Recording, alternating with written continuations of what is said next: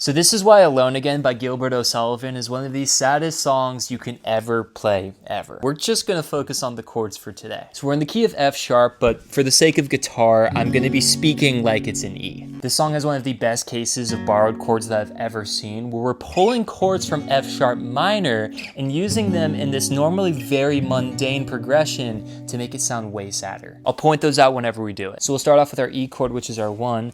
In a little while from now, to our G sharp, when I'm not feeling any less sad, to our B diminished, which is leading us to our first borrowed chord. Promise myself to put myself up to a C sharp sus4 to a C sharp 7. Now normally in the key of E this would be a C sharp minor 7, but because we're borrowing from the parallel, it's a major 7, which brings us perfectly to our 2, which brings us to our next borrowed chord, which is a minor 4, which brings us back to E.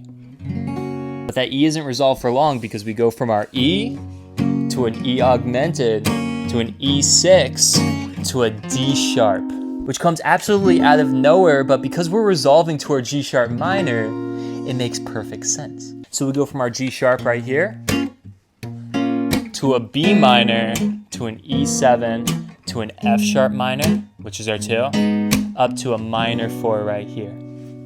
Back to our E major 7, E6, to a C sharp major 7, alone again, F sharp, A minor, naturally.